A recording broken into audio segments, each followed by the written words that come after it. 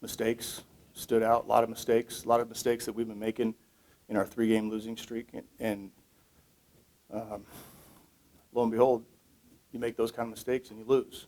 And way too many mistakes. Turnovers. I mean, we left 5 points on the field on field goals and PATs. I don't know, just very disappointing. Very disappointing. We had busted assignments in critical times. I don't know, just disappointing. Talk about the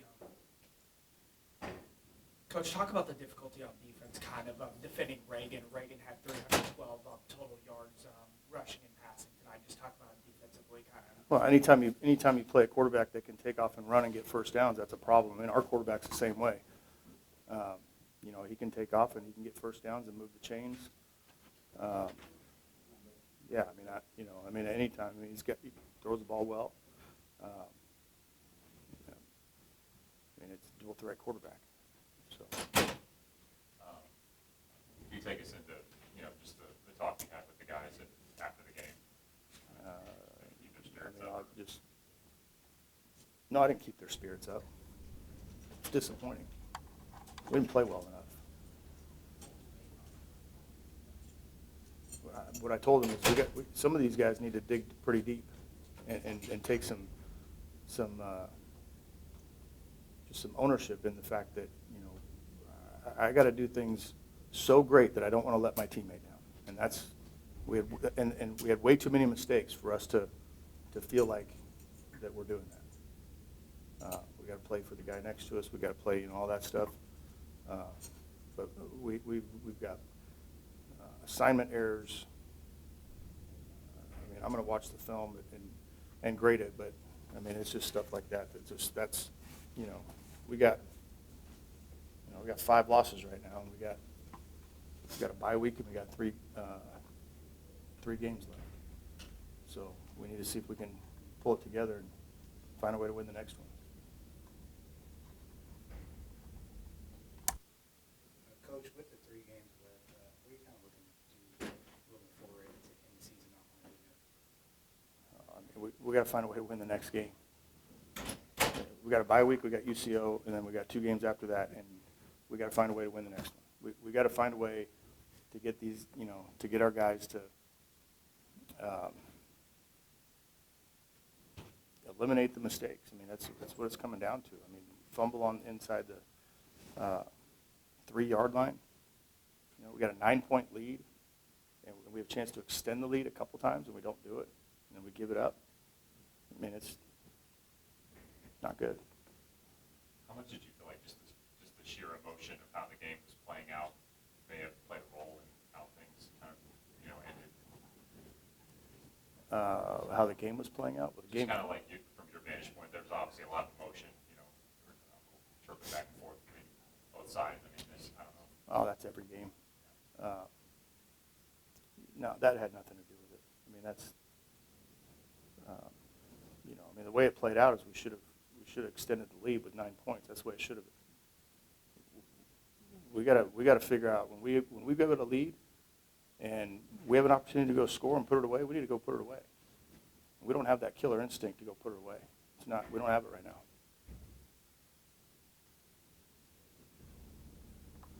This is for Branden Burwald. Can you kind of take us into where maybe things kind of may have stalled for the offense at times and kept you guys from converting in the red zone like you may have wanted to at times?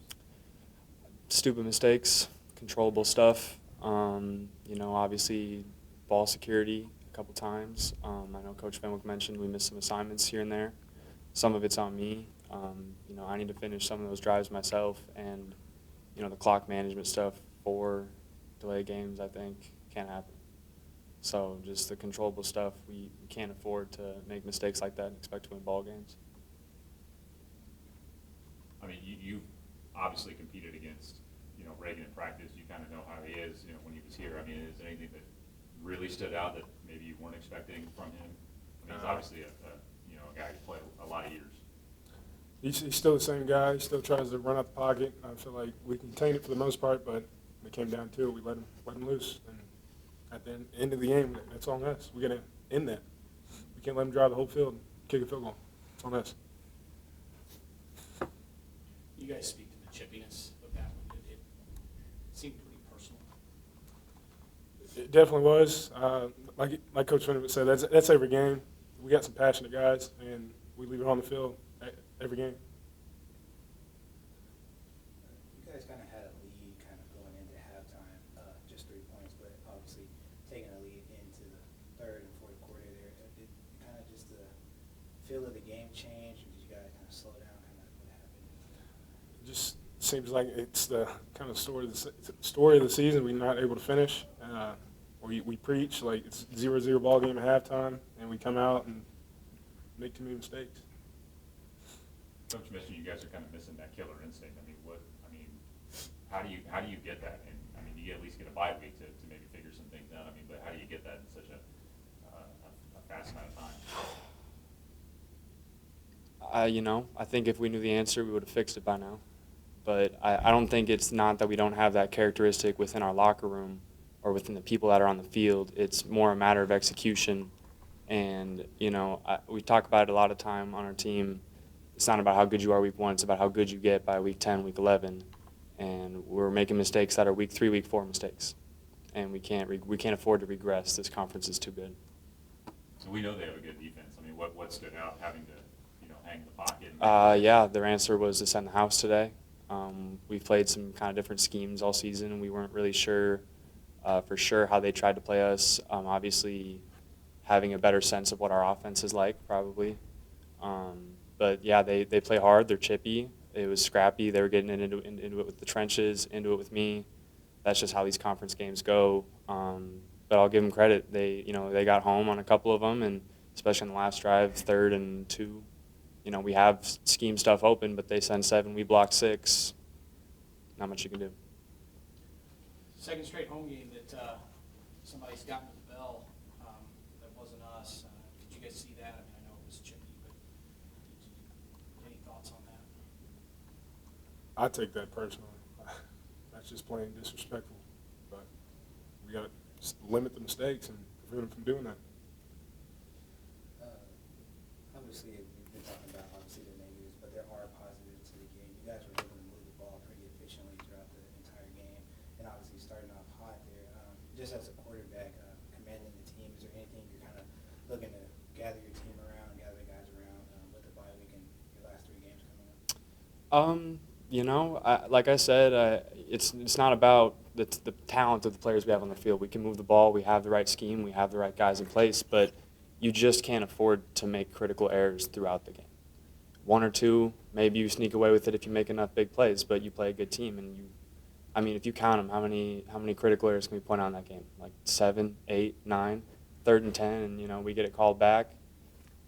Just too many. We got to limit the big stuff, and I think the rest of it will take care of itself. We have good players, we have good coaches, we have a good scheme. This team has heart.